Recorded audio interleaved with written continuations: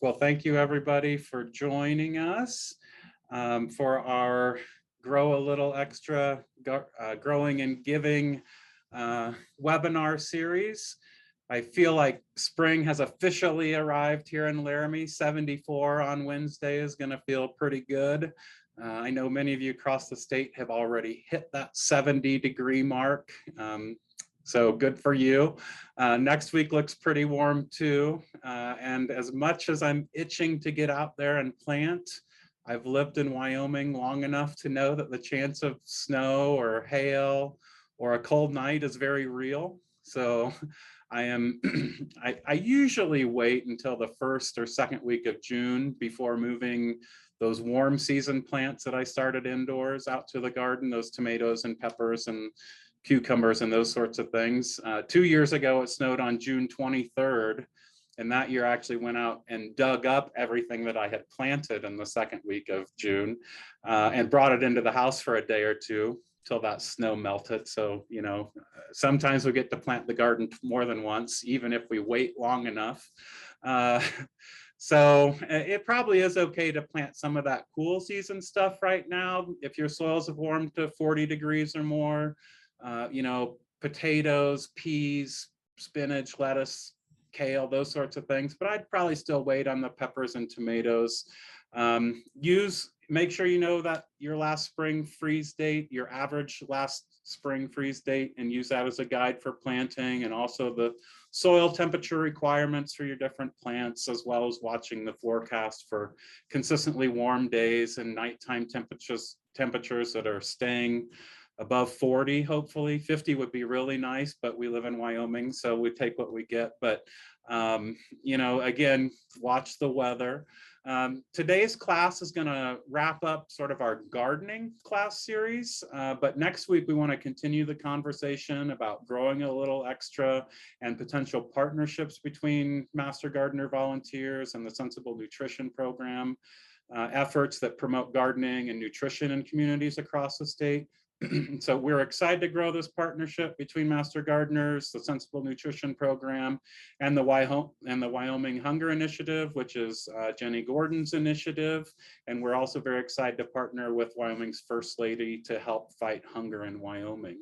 The Wyoming Hunger Initiative is a much larger initiative than Grow a Little Extra, but Master Gardeners are an important piece to this puzzle.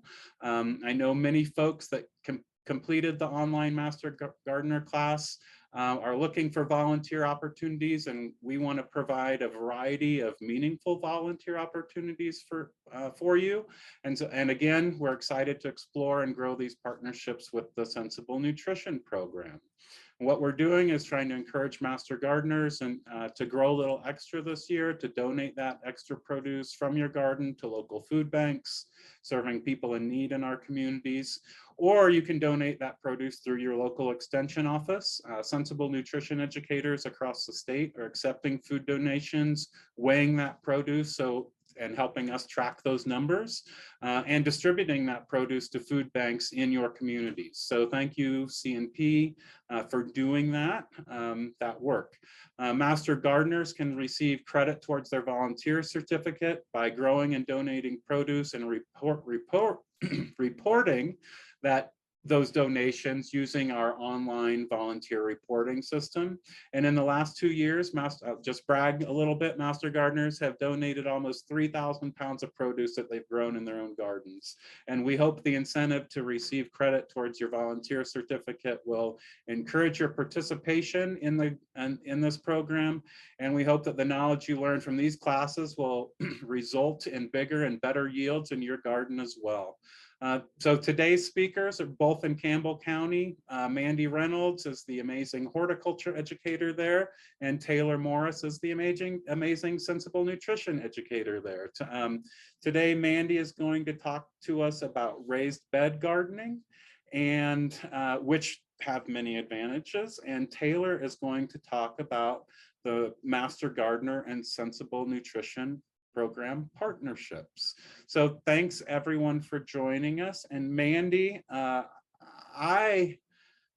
excuse me, I started growing in raised beds at my house a couple years ago because the soil in my backyard was so terrible, and my in-ground garden was so disappointing. So I like it because I can grow a lot in small space.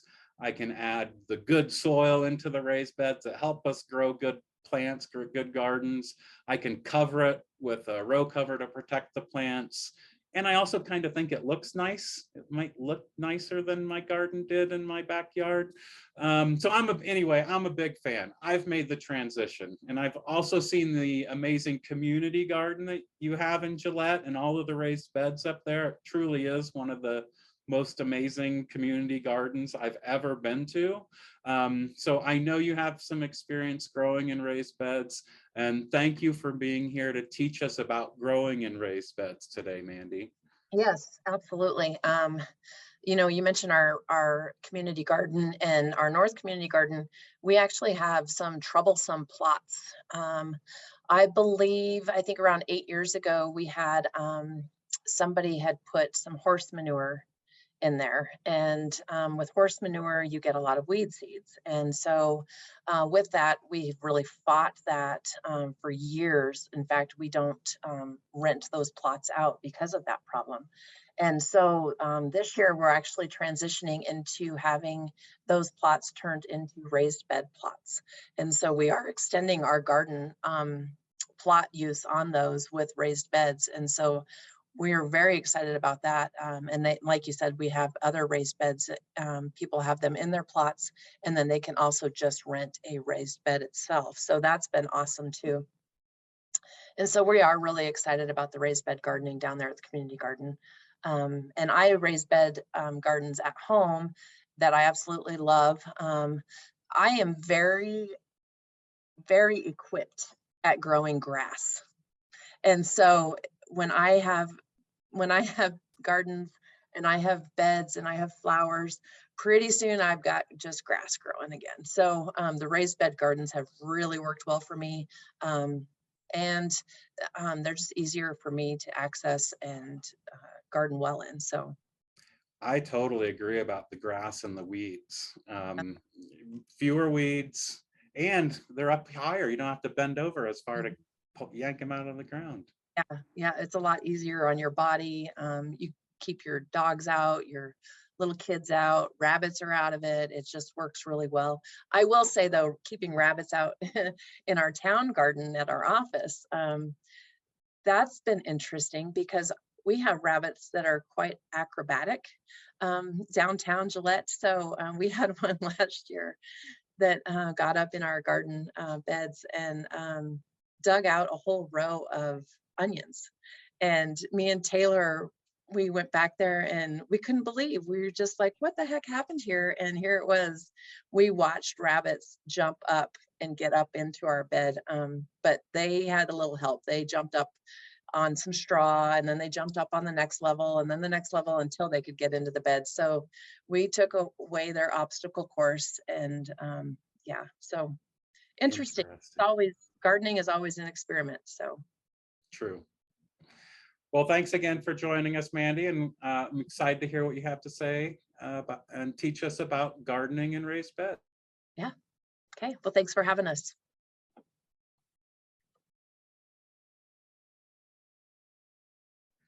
So I'll spotlight it on you. You can go ahead and share your screen, and whenever you're ready. You got me? Looks good. Okay. So we're going to talk about our raised bed gardening, like Chris had said. First of all, you might ask, what is raised bed gardening? So, raised bed gardening is basically gardening that's elevated. The soil is raised above ground level and it's enclosed in some way on the sides. So gardening that's elevated can mean very many different things. You can garden in an elevated box that has legs, a pot, or even a bed. Pretty much anything that holds soil. There are very many ideas out there. You just need to find something that works for you. So you might ask, why do you want to garden in raised beds? You have limited space, there's pets, other animals, rodents. You want to extend your gardening season. more control of your garden and ease of gardening. By elevating your bed that you're gardening in, it takes a lot of work out of gardening. You aren't down on your hands and knees, bending over, causing back pain. You can move around the beds easier. There isn't any, getting up and down on your hands and knees. So that takes away a lot of that work. At an elevated height that's more comfortable and it's easier to manage, your gardening tasks such as your planting, your weeding, your watering, your fertilizing, and also collecting your harvest.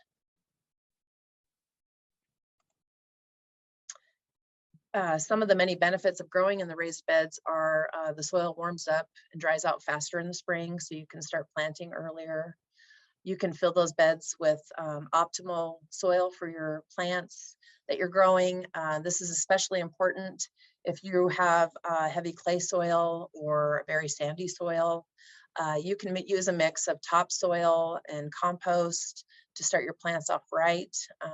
I've even in my beds at home, I added a bunch of branches to the bottom of it that I had trimmed off. And so that worked out really great for some filler there. And also that will break down. So that's nice. The other thing about gardening in raised beds, it's a way to define your space, your gardening space, because if you have raised beds, you have sides on your bed. So you automatically have a border around your garden. Another advantage is your soil stays loose and fluffy because you won't be walking on it or compacting it down. Your elevated beds make it easier for you to reach all the plants without bending or kneeling, like we said. And they are also available in a variety of sizes and materials. So you can find beds that will complement your home and your landscape. They're also easy to cover, so you can protect plants from insects, other pests, rodents, like we said, as well as chili or, boy, I really messed that up, chili or, different weather. So, you want to make sure that, if it's windy, your plants can be covered. Also, just kind of gives them a little bit of more stability.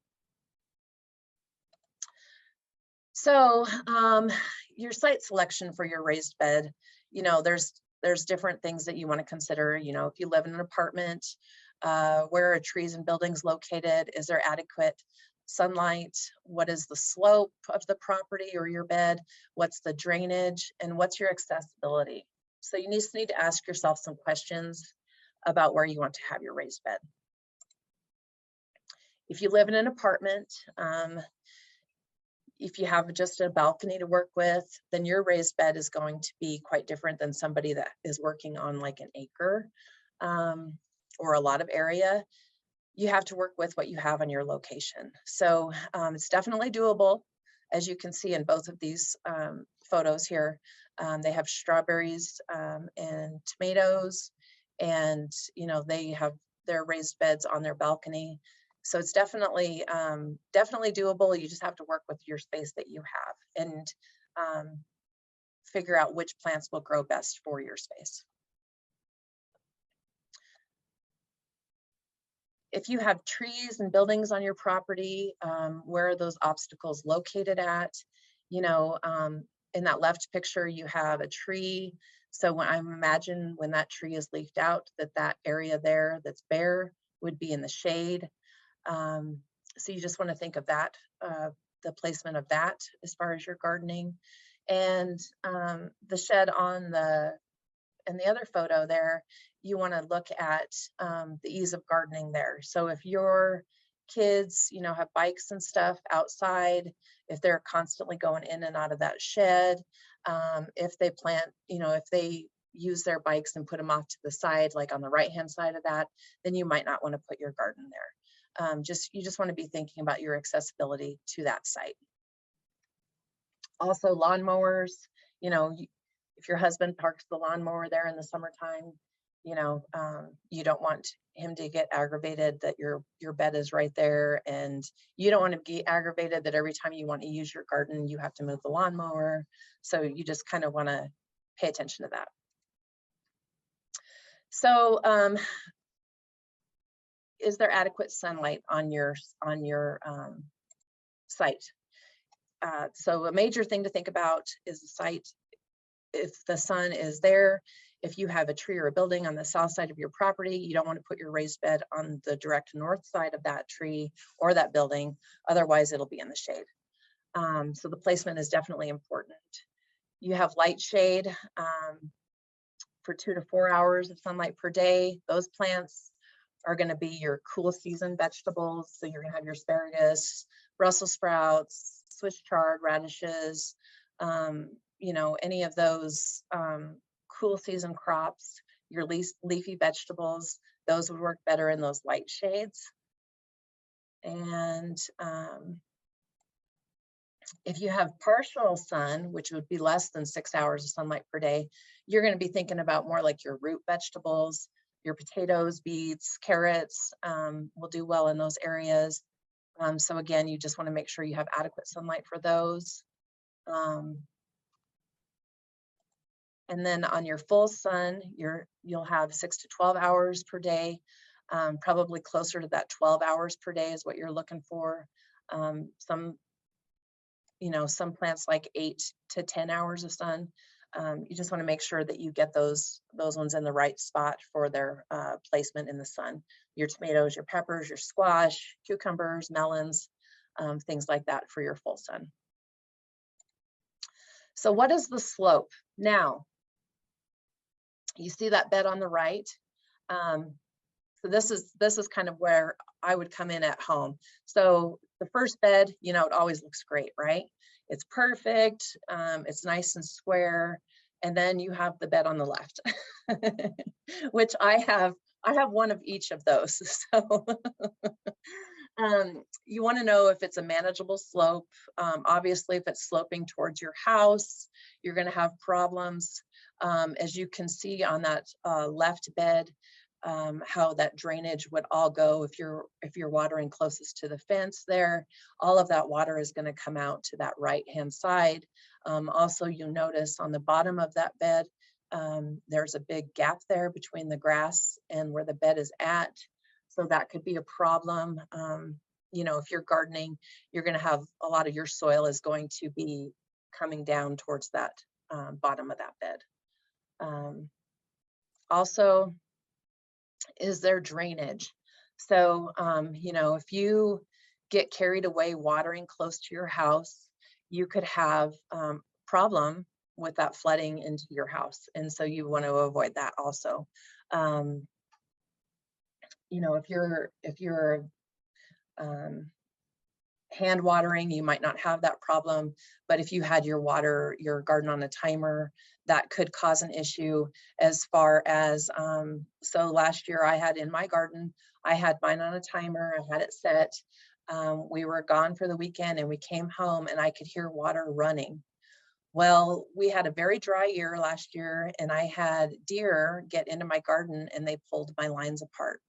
And I would imagine it was because they were looking for the water. They could probably hear it, and so they were getting to it.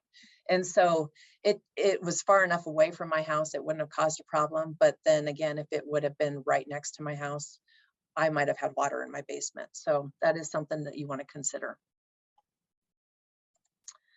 So what is your accessibility to the bed? You want to have it within reasonable placement to your house or your door. If you have an acre of land and you have it in the farthest corner from your house, you're probably not going to access it. And this picture says it all, because to me, this lady is looking out at her garden. Oh yeah, how you doing over there, tomatoes? Well, if you get home from work and you're tired, you're not going to walk to the far part of your property probably to either go water, collect your vegetables, weed a little bit. If it's right there by your house, by your door, easily accessible, you are more apt to drop your things off, go out to your garden and get to work. And it's just the whole placement of it. You just really want to think about it. You want to have it where you're going to walk every day. Placing the raised bed close to yourself, it will just make you want to get out there and garden more. So you don't want to be looking to the North 40 for your garden bed.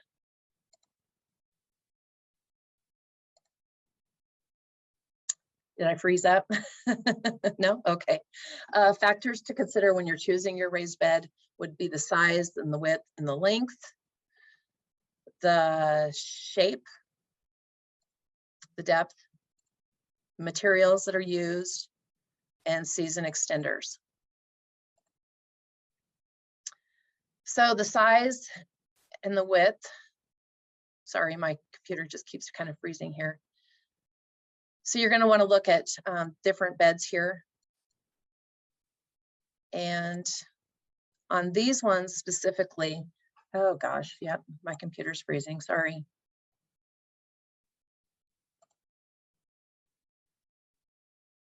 Okay. Do we have the 3 beds or just the 2? Just the 2? Okay. So on the, there's the third. okay, there's the third bed. Okay, so on the third bed, or on the first bed on the left, you'll see how close those are together.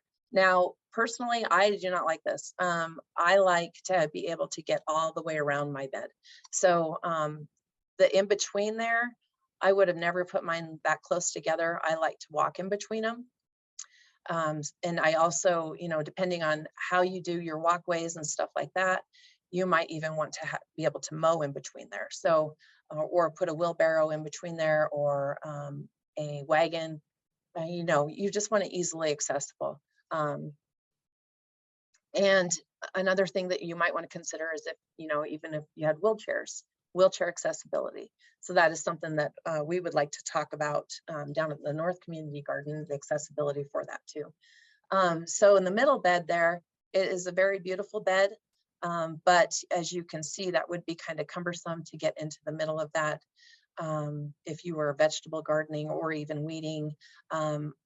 I personally, I love it. I think it's great. I think it's beautiful.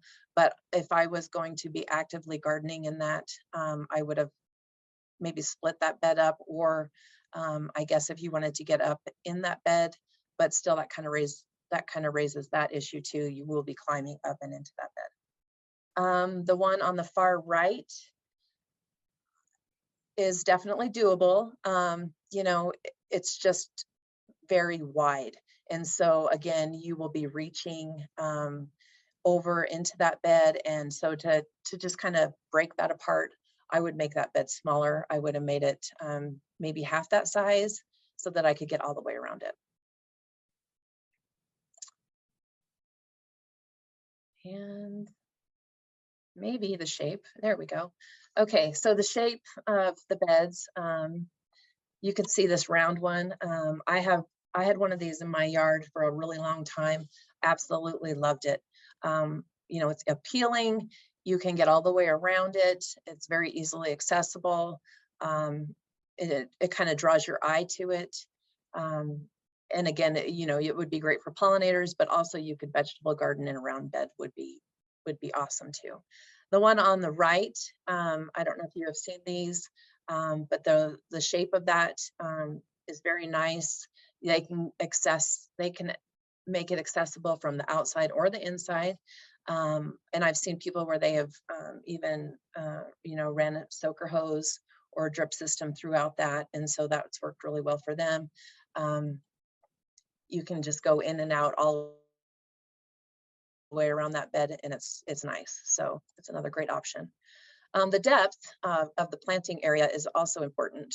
So you can see on these raised beds, the depth of that garden is very shallow.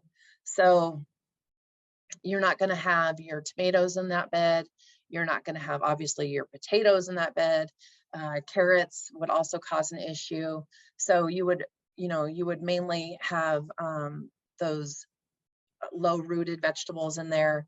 But the other thing that you come into when you have a shallow bed is that the water that you're going to need, because yes, you can water them easily, but they're not going to hold that water. They're not going to retain that. And so you will be, it will be a higher maintenance bed for me. I would go with something more depth to get the water and the roots available for those beds. And this one on the right, you'll see they did strawberries in that. It's a great strawberry bed. we also talked about in one of my Master Gardener classes, how in the middle of that, you could have even had, instead of stair stepping it up that far, you could have had like another, just a one step in there, and been able to plant your carrots in there, because that would be deeper. So that would be another option.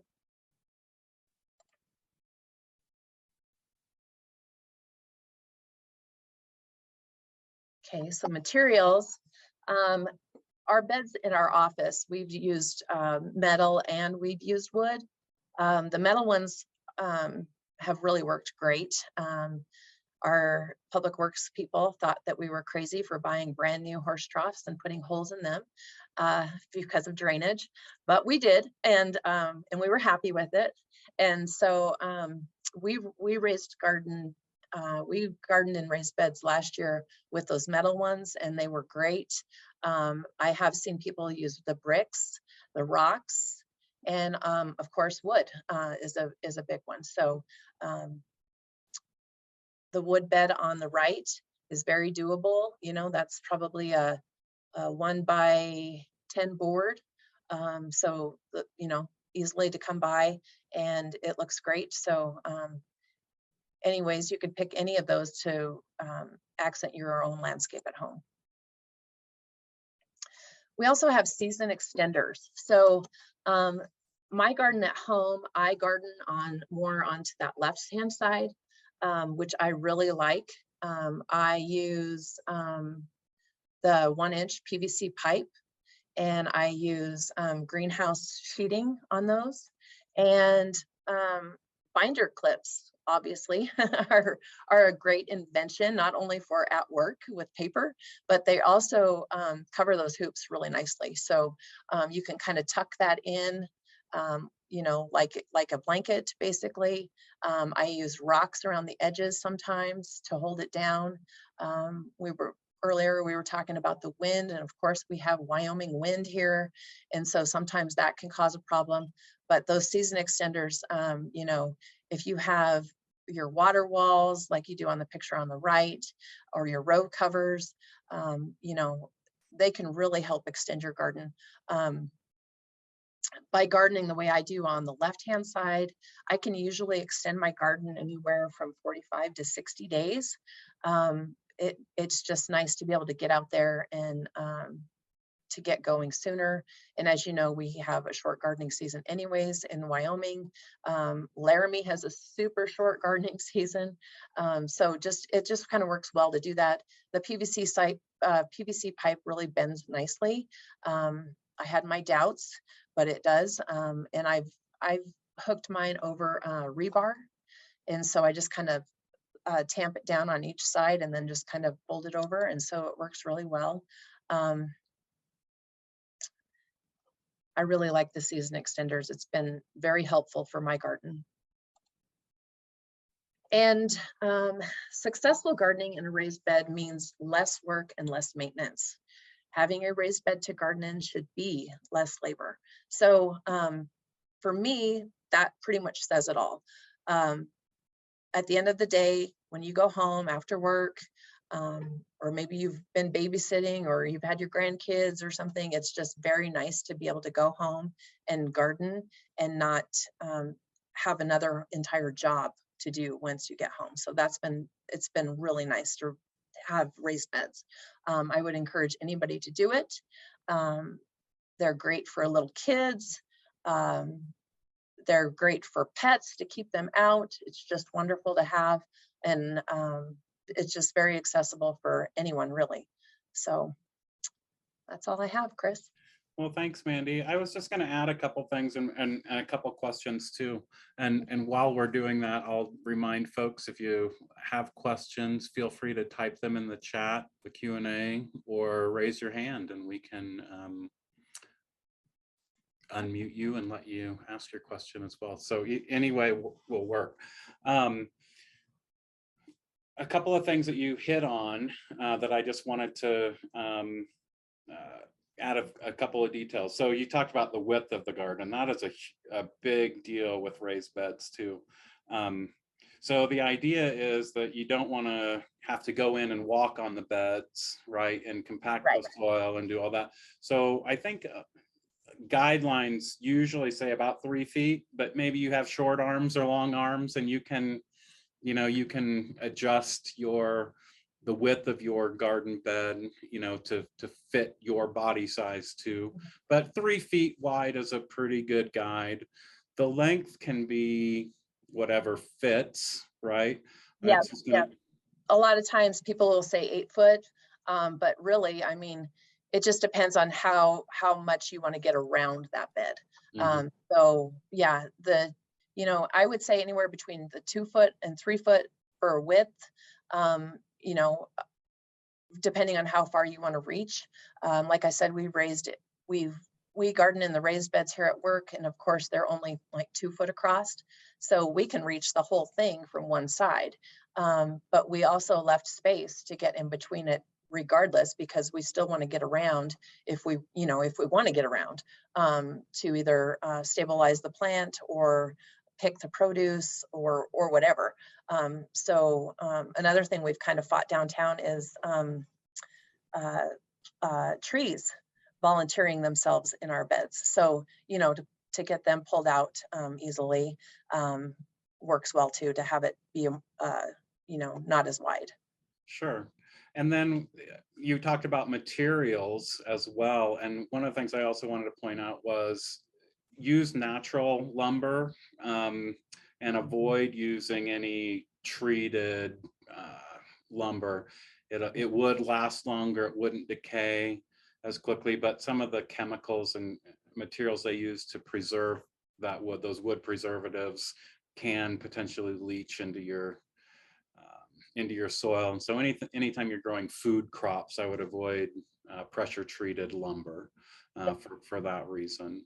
And it, But yeah, it won't last as long, but it will still last a long time. yeah, You we live know, in Wyoming. It's pretty arid. Wood does not decay and rot too quickly here. right, right. Yeah. Not like either coast, yeah, it will last quite a while.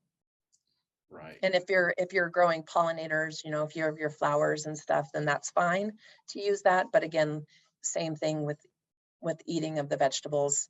Another thing a lot of people will garden in is tires, and same thing. We just don't know if that's a good idea or not. So, and lots of people have done it for years, but that's not something that I would recommend, just because you just don't know for sure what is leaching into your vegetables. Sure. Sure. Um, and the other thing I wanted to mention about the length was, you know, and especially as you go taller with your beds and add soil, the weight of that soil will start to push out and may bow those boards outward. So if your bed is going to be, say, more than 4 feet long, you might put a brace in the center. And usually what I do is I just put a board in that's screwed in to the sides, and then I bury it. So it's on the bottom, and you can't see it, but it's holding the bed together so that it maintains that rectangular shape, and it doesn't start to The become boat. an oval.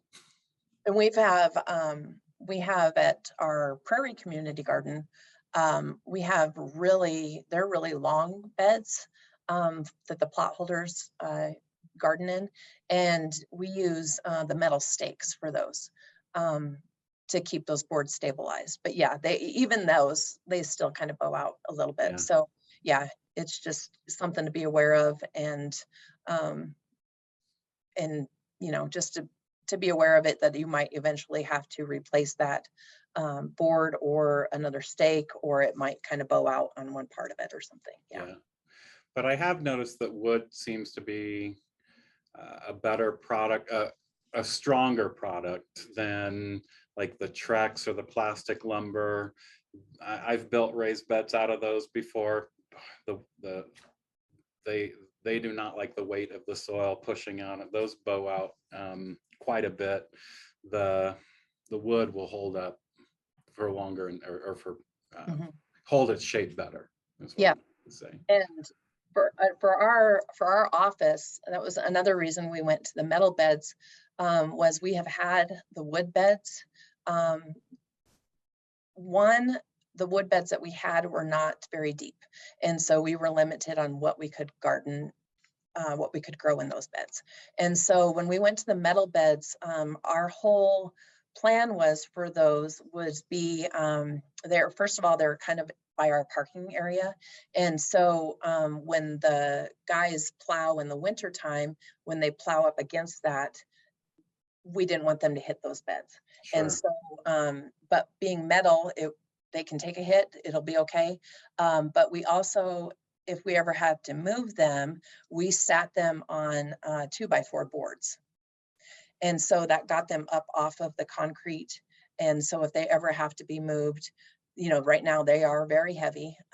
We did put some filler in the bottom. We put some branches and stuff in the bottom, and then we added soil on top, but and compost. But if we hadn't put those up on boards, the way we would have to move them would be to unload all of that soil. And so, you know, we want to work smarter, not harder. And so that was one of the ways when we talked to the maintenance people, if we ever did have to move the beds, that was what we came up with, an easy way to do that. We could get a forklift underneath there and lift those up. So that's worked out really well for us.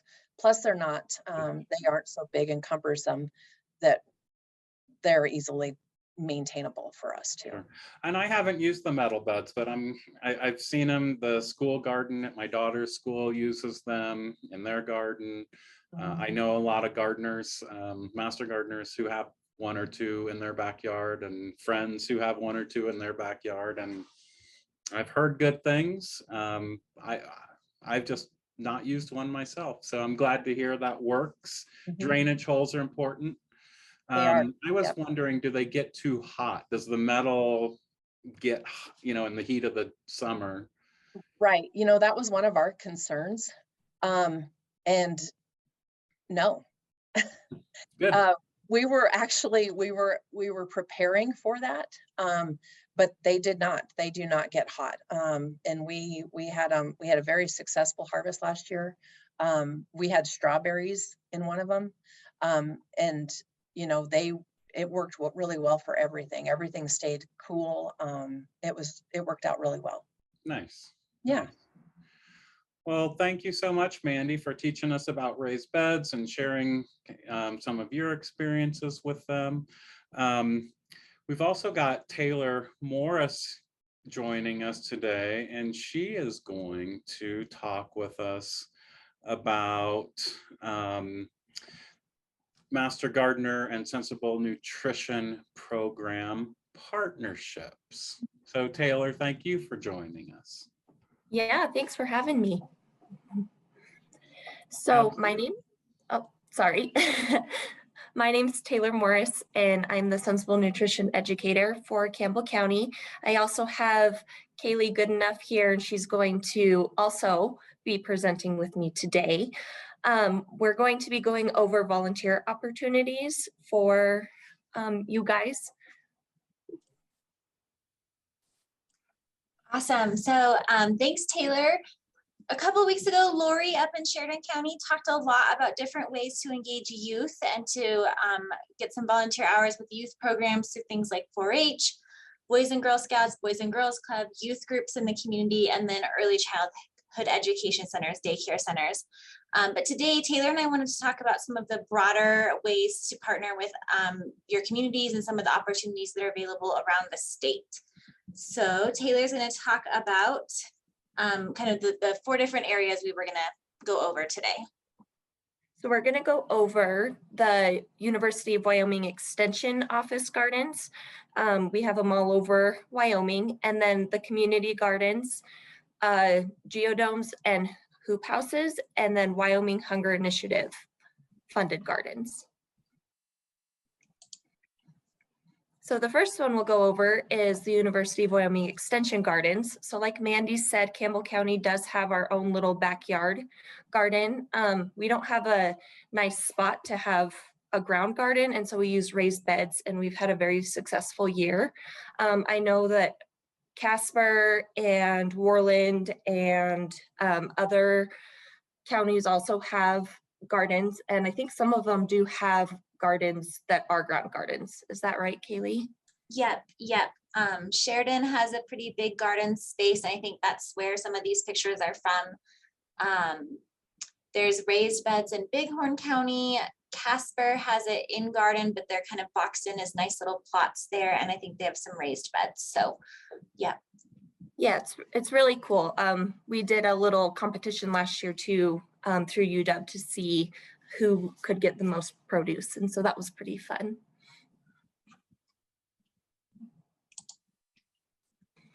The next one we're going to talk about is the community garden.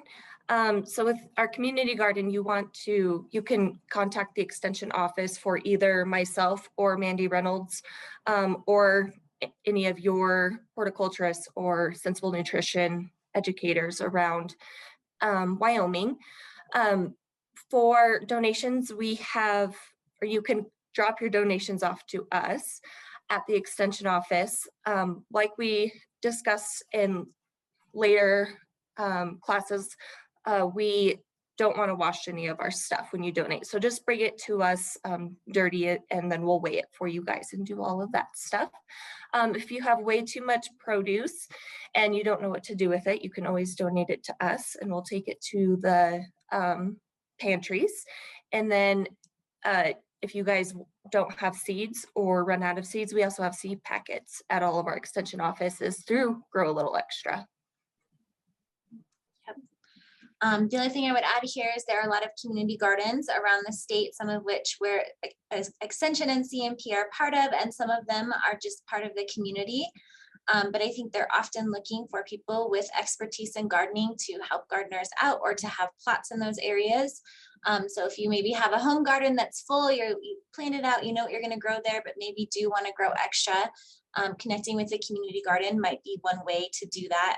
There may be gardeners there who are looking for a partner to help with that, or someone to just take over the plots and use those. So the pictures we have here are from Casper. So this is actually at the extension office in Casper, but it is a community garden there.